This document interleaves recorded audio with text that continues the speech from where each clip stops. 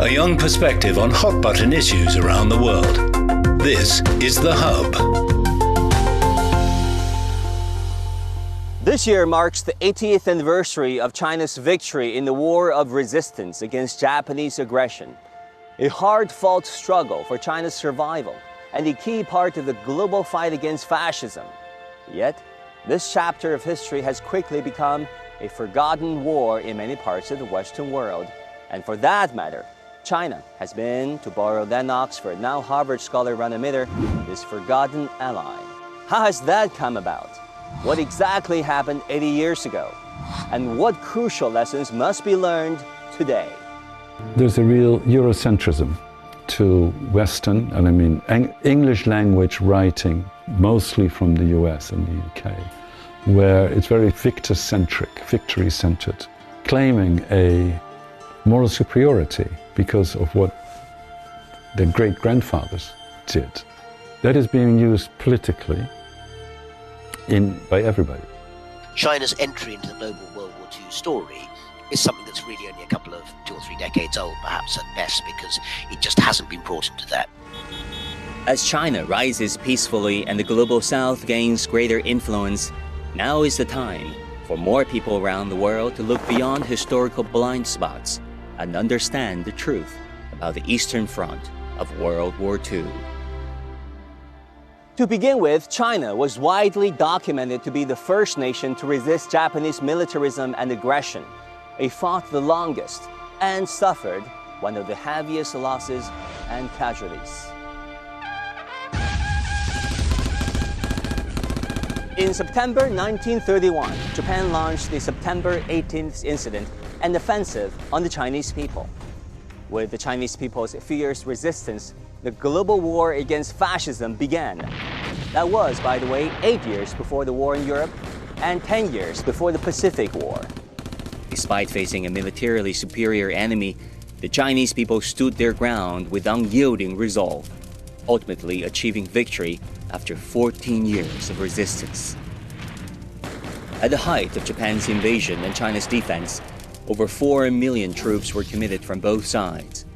The battlefront stretched more than 1,800 kilometers, with fighting spreading across more than 10 Chinese provinces.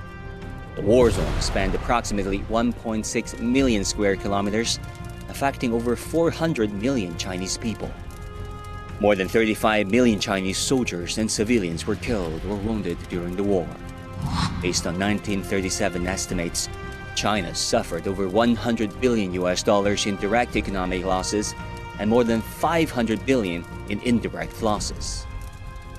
Second, China's resistance played a pivotal role in shaping the course and outcome of World War II. In 1938, for example, Japan fielded 34 divisions, 32 of which were deployed to the Chinese front, accounting for 94% of its total forces. The Chinese theater eliminated more than 1.55 million Japanese troops, amounting to 70% of Japan's total wartime casualties. China's resistance also forced Japan to abandon its plan to invade Siberia, sparing the Soviet Union from the strain of a two-front war. At the same time, Japan's capacity to redeploy forces to the Pacific and the Burma-India theater was significantly constrained, indirectly bolstering British and American efforts in those regions. Meanwhile, China actively championed the formation of an international anti-fascist united front. In January 1942, amid the escalating global conflict, China, the United States, the United Kingdom, the Soviet Union, and 22 other countries signed the Declaration by United Nations, formally establishing the International Anti-Fascist Alliance. Throughout the war, China not only continued to engage Japanese forces on its own soil, but also supported operations by Allied powers. This shaped the overall direction of the war and laid a critical foundation for the final counteroffensive against Germany and Japan. The war and the Chinese people's struggle also left behind a legacy of profound moral strength. Countless ordinary people rose to resist the invasion armed with courage, conviction, and sacrifice, embodying the true meaning of justice. Among them were international friends who crossed borders, languages, and cultures to stand alongside China. Their actions reflected the profound spirit of transnational justice and humanitarian solidarity. The American volunteer group, famously known as the Flying Tigers, began operations in December 1941. By the end of the war, they had reportedly shot down 2,900 Japanese aircrafts, sunk 44 warships, and 2.23 million tons of transport ships, destroyed 600 bridges, and killed more than 66,000 Japanese troops, making an extraordinary contribution to China's resistance and the global fight against fascism.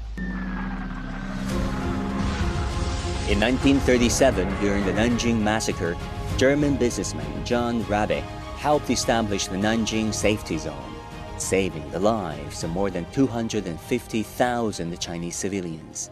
He said, "I'm responsible for those people. I'm a brave businessman from Hamburg here. You cannot leave them alone," he was saying here. And this is what I did. And he stayed because he was convinced here he's doing the best. We drive along the main road with great caution. There is danger that you will drive on discarded hand grenades and fly into the air. We are heading to the Shanghai Lu, where various dead civilians lie around, and now we drive towards the Japanese. His wartime diary stands as a powerful testament of the atrocities committed by the Japanese military. These stories, values, and legacies are a testament to the shared struggle of the Chinese people and their international friends, a vital source of strength as we confront the challenges of today. To remember their sacrifices is to honor history and serve justice where justice is due. My father was a veteran of the Pacific Theater during World War II, and he would have been so appreciative to know that all of us had the opportunity to understand just a part of what happened and what it took for all of us to come together to make a difference and end that war. Many historians have pointed out that without China's fierce resistance against the Japanese forces in the Asian theater, the course of the World War II might have been very different. And without the joint efforts of many nations in the East, the ultimate victory over fascism would be far harder to achieve. Now, as we mark the 80th anniversary of China's victory in the War of Resistance and the global triumph over fascism, we should remember every life that stood up for justice. Their courage, conviction, resilience, and humanity must never be forgotten. 80 years ago, the world emerged from the devastation of World War II with a shared resolve to build peace. This year marks the 80th anniversary of the victory in the Chinese People's War of Resistance against Japanese aggression and the World Anti-Fascism War, and the founding of the United Nations. As one of the key forces in shaping the post-war international order, China, along with other peace-loving nations of the world, has remained steadfast defenders of fairness and justice under the UN framework, working to ensure its values reach more of the world. Now looking back, we see China advancing hand-in-hand with the international community towards justice, peace, development, and a shared future. At this critical juncture, we invite you to join us in reflecting on that remarkable journey. In the aftermath of World War II, waves of anti-colonial movements swept across Asia and Africa as former colonies and semi-colonies began their struggle for national independence. Founded in 1949, the People's Republic of China became a strong advocate for these newly independent nations. At the 1955 Bandung Conference, China joined other participating countries in issuing the Bandung Declaration, an appeal for anti-imperialism, sovereignty, and peace. Number one, that they had to stand together if they were able to build a world of peace and development.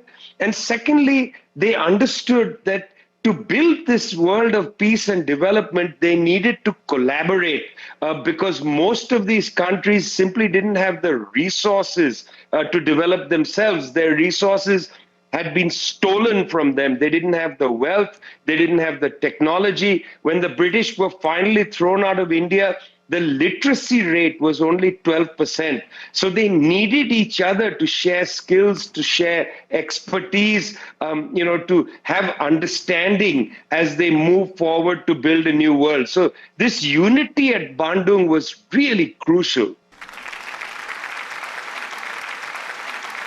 In 1971, with the support from many developing nations, the People's Republic of China regained its rightful seat at the United Nations as the sole legitimate representative of China. This historic moment was not only a victory for China, but also a milestone for emerging nations around the world, signaling a shift in the global balance of power. What this country has gone through goes beyond description. What it has done for its people cannot be imagined in human history. And that day is the beginning of the world getting to know the China that we know. China's reform and opening up, launched in 1978, ushered in a new era of development and integration with the global economy. By rejoining international institutions like the World Bank and the International Monetary Fund in 1980, and later joining the World Trade Organization in 2001, China became a key driver to global economic growth and a strong advocate for multilateralism and free trade. China is probably one of the poster children for the success of the multilateral trading system. Since it joined the World Trade Organization in 2001, China has done phenomenally well. Its per capita income has increased over 12 times. It's now the largest exporter in the world. It's the second largest importer. So on all counts, China has done extremely well. China is a very active member of the international community, very active member of our organization, of the International Monetary Fund. At the IMF, China has been a very engaged member of discussing the right policy choices, monetary policy, fiscal policy, financial sector policy. China's post-war journey, marked by its opposition to hegemony and commitment to development, reflects a deep dedication to a fair and cooperative international order.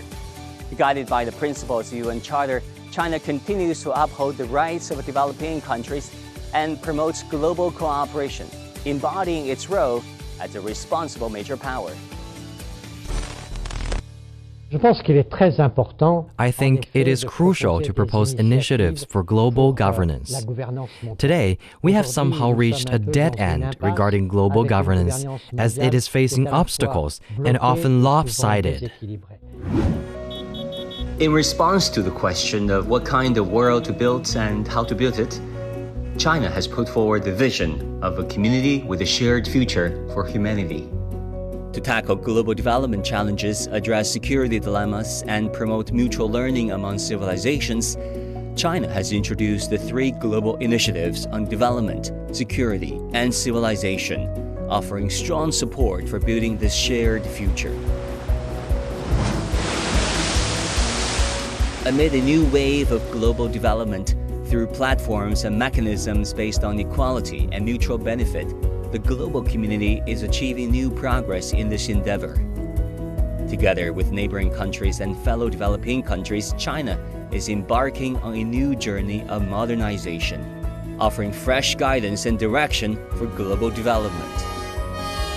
Well, China has been playing a fundamental role in the international discussions. We have, in this conversation, already mentioned several elements from climate to development.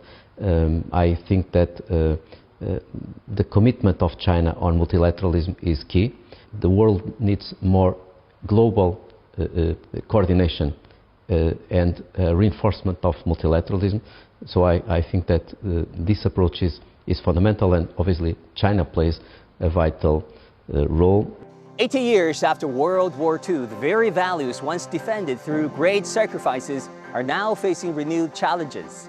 History teaches us that lasting peace and progress can only be achieved through dialogue and multilateral cooperations. China says it will continue to stand on the right side of history and advocating for peace, development, and shared prosperity for all.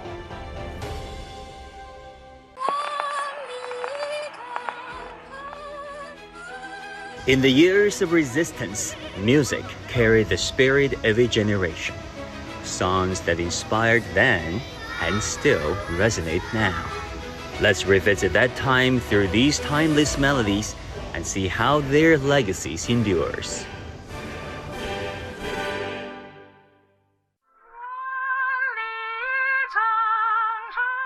This song is known to generations of Chinese, named after the Great Wall, a symbol of national resilience. Its melody once rallied the nation during one of its darkest chapters. While the song remains familiar to many, few have seen the original vinyl that first captured its sound. Inside the museum in Nanjing, we find a record, a physical artifact that preserves not just the music, but the powerful story of resistance. The Great Wall Ballad was the theme song of the film Guanshan Wan Li, with lyrics by Mr. Pan Jie-nong and music by Mr. Liu Shui-an. Unfortunately, the film was never finished, halted by Japan's full invasion of China. It left behind a powerful song that ignited the Chinese people's unwavering determination to fight to the very end. Preserved on record, the song has been passed down to this day.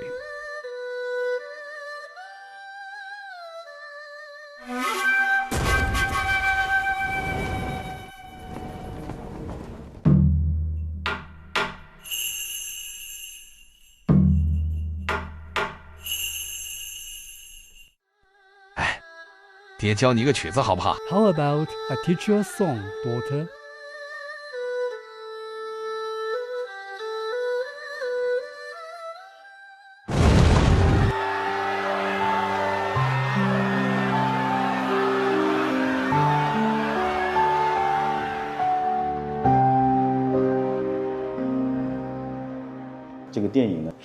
This film tells the story of an elderly man from northeast China who's separated from his daughter. Many years later, they are reunited through the shared memory of the song, The Great Wall Ballad. Professor Han Bing, a musicologist from the Shanghai Conservatory of Music, shared his discoveries about this history.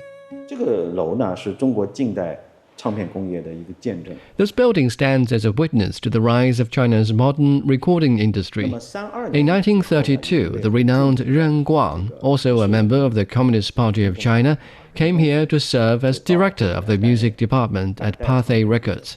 The deputy director was the even more famous Nier. At the time, they composed music for leftist films and created many enduring works. Some 90 years ago, the call to defend the nation was answered not only by soldiers, but also by musicians, scriptwriters, and filmmakers. Under the strong influence of the CPC, these left-wing cultural celebrities forged a cultural great wall to unite the entire nation against Japanese aggression.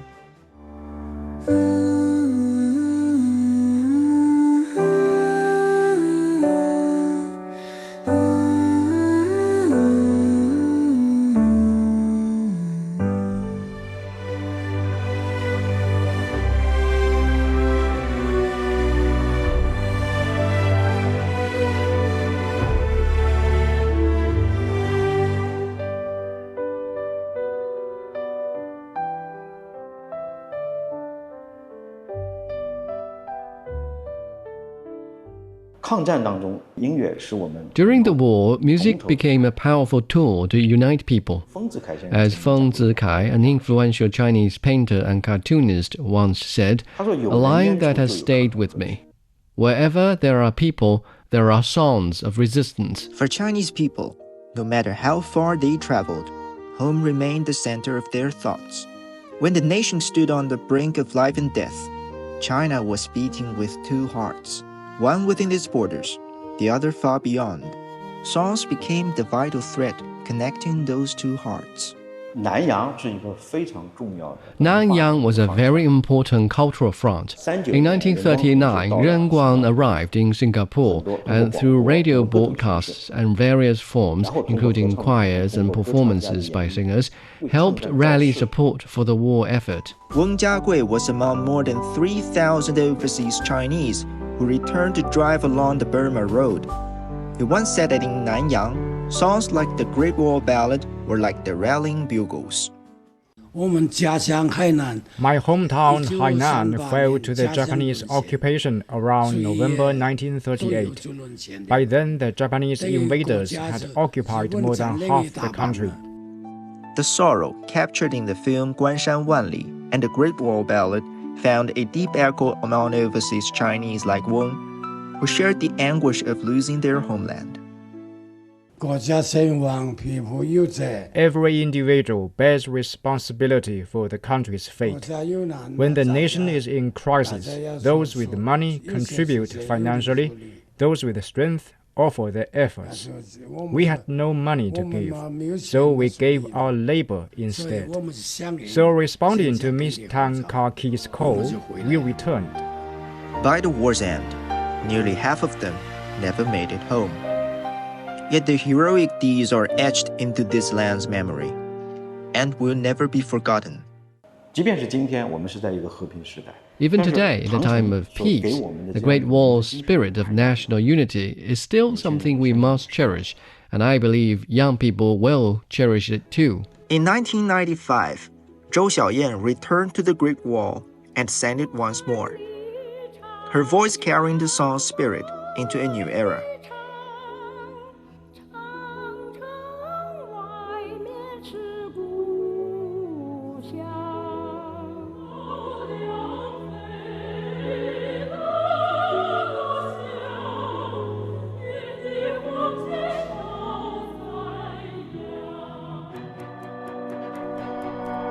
September 18, 1931, a date forever etched in history, marked the beginning of Japan's bloody invasion of China, Mukden Incident, a purposely staged explosion on a Japanese-controlled railway in Shenyang. Japan started its assault with arson, looting, and mass killings, which triggered the Chinese people's 14-year-long War of Resistance. The horror went further in January 1932, when the January 28 incident saw Japanese troops bombard Shanghai, sparking fierce battles with heavy Chinese casualties. By 1933, Japan seized the Rehe area, breaching the Great Wall, a symbol of China's national strength. Fierce fighting raged at passes like Xifengkou and Gubeikou, where soldiers fought relentless battles.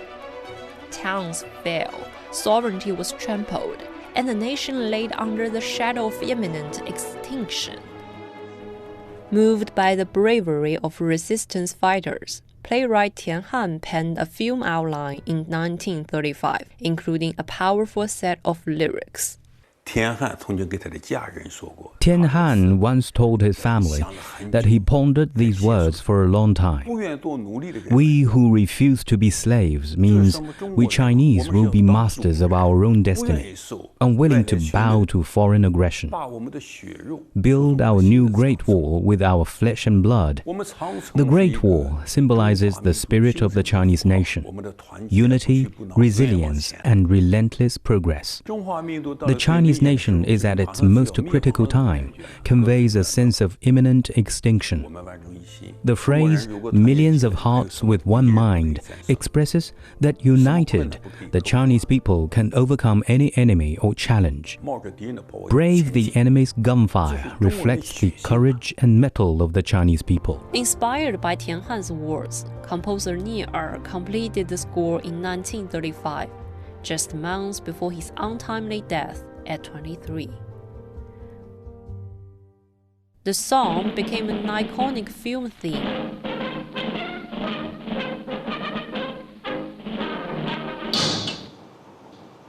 Children of Troubled Times tells the story of those who resisted Japanese invaders in China during the 1930s. The film premiered at Shanghai's Jingcheng Grand Theater in May 1935, followed by the release of its album in July. March of the Volunteers swiftly became a nationwide sensation, echoing across China.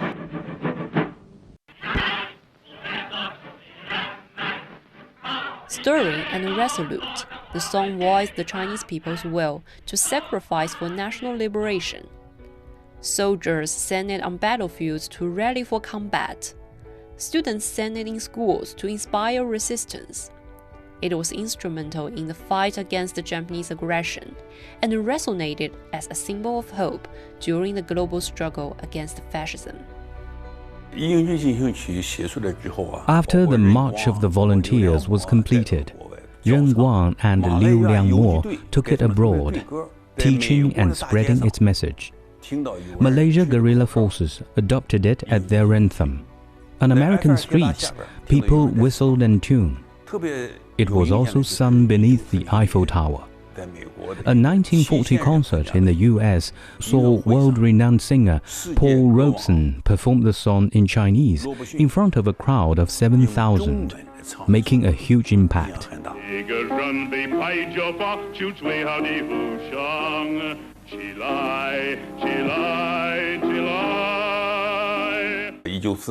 In 1944, the Hollywood film Dragon Seed, depicting the Chinese people's resistance against Japanese invaders, featured the anthem multiple times. Today, March of the Volunteers is more than just music. Its lyrics, once a desperate cry for survival, have become a call for national renewal. The song has outgrown the historical moment of its birth, reminding the Chinese people that their nation still faces risks, challenges, and hardships. It continues to inspire unity and a resolve on the path toward a national rejuvenation. 起来，不愿做奴隶的人们，把我们的血肉筑成我们新的长城。